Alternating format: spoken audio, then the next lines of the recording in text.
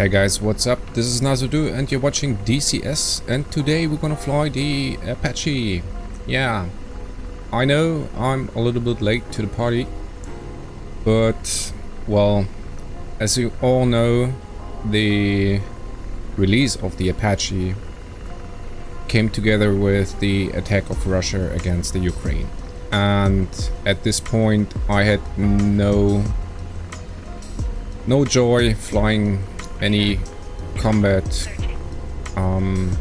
related stuff and DCS in general, and well, that's the reason why I did not produce any videos in the last 3 or 4 months. But now I'm back, and yeah, I want to give you my initial thoughts on the Apache and the module, and tell you a little bit what I think while I put this thing into a hover here. And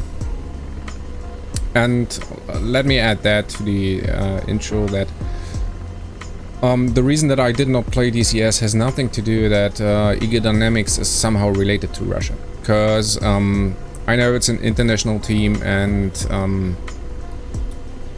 I did not stop playing it because of cancel culture or something. I just felt like I need to walk away from things that point me to the situation in the Ukraine, mentally, so to say, and that's why I made a pause. But yeah, I really wanted to see this module because of course I bought it early access. I pre-ordered it, and I was pretty hyped for it, but yeah, you know how things turned out. But let's get this aside and talk about the ship. It is a beautiful module. It is absolutely stunning looking, and the first thing that I thought when I was flying it was, what the fuck is going on? Because she's so sensitive. You might know that. So the first thing I would recommend to do is to reduce the Y saturation on the control axis for the cyclic. Let me show you what I mean. Go to adjust controls, to the axis commands, and no, that's not the one.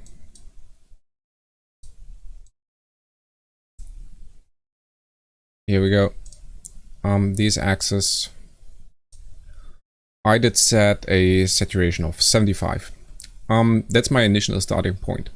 That's why I would say, if you have problems with the sensitivity of the inputs, where you start. I don't use any curves. I never do in none of the helicopters, but that helps a lot. It takes away a little bit of the kind of throw, so you don't have 100% stick input, but I compensate that with the trimmer, and it works perfectly fine for me. I ordered a extension because I think this thing here can benefit from an extension, but yeah, play with the saturation and then you should actually be good to go. Other than that, I would recommend to do really little inputs, just tiny inputs, and yeah, the only thing you can do then is getting used to it and use the trimmer. Oh, by the way, let me show you my inputs. As I always do with new models, I bring them to my test map. I will upload a link to my kind of training area, and I go through the different courses that I set here. I added a shooting range, also a cold one with guys that are not shooting back, hopefully. But what I do first always is do slalom and trying to find out how this thing behaves, and it is actually a pretty awesome vehicle. It really is. I think it's a joy to fly. It's relatively easy once you get used to, you know, being so gentle on the stick. But once you figured out the amount of input that is needed, or that little amount of input that is needed, it is really, really fun to fly. It does this here beautifully. And I really like it. Alright, so let's get over to the fast slalom course. Take a look at, you know, higher speed handling.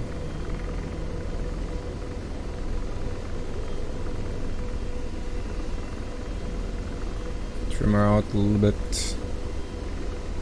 What else is to say? I just tried the back seat for now. I'm definitely planning to learn the front seat also, but you know, I want to fly this thing first. Oh, this is steep and fast. Oh, we're way too fast to do this, so let's do a brake turn here.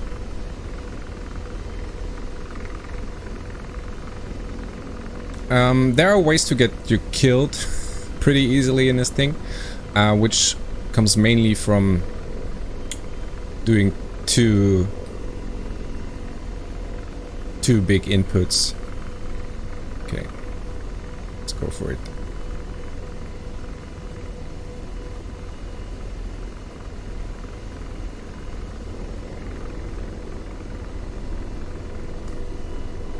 And aside from that, it is the way this helicopter and its systems are built is it's really nice. I think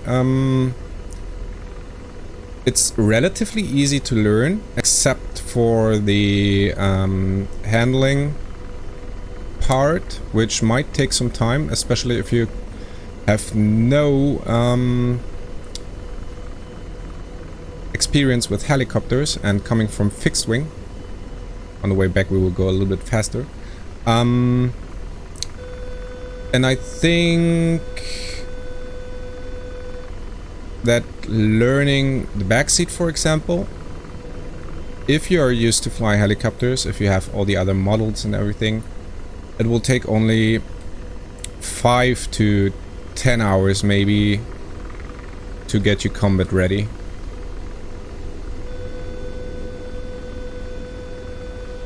Systems are pretty straightforward. We are super fast here. No.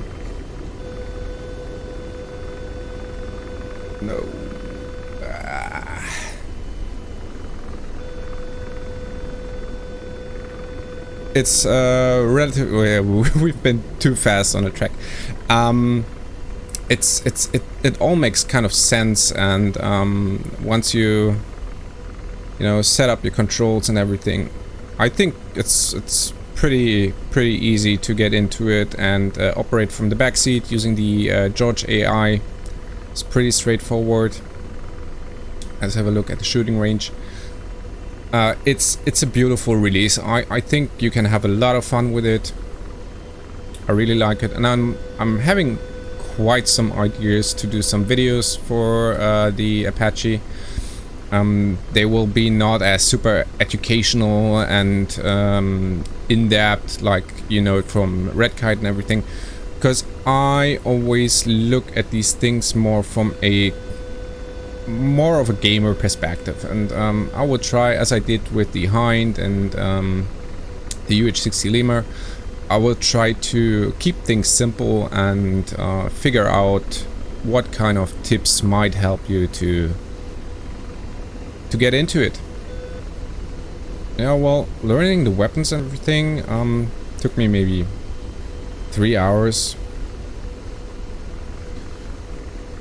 And all together with learning the front seat and so on, I expect something like 15 to 20 hours of training until I feel confident. to go multiplayer or fly real missions. Real missions, funny. Proper missions with this thing. I think there are endless hours possible to get really into all the systems, TDS, everything. We need some height.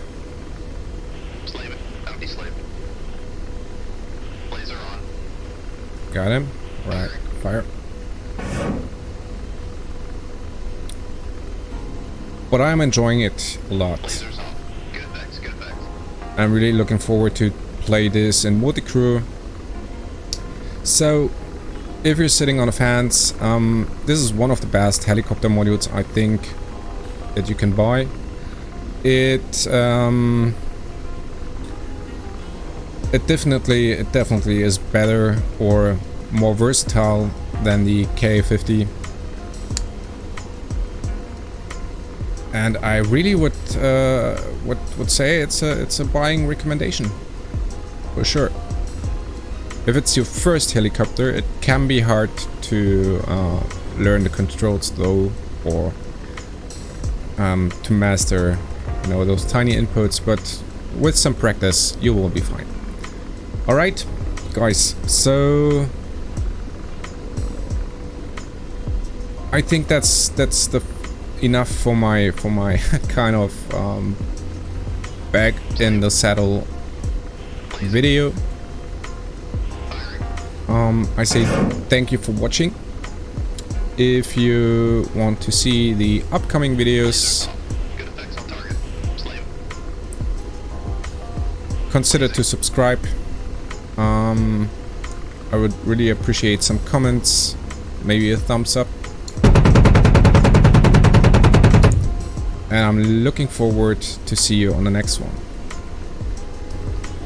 So then, stay safe. Bye bye.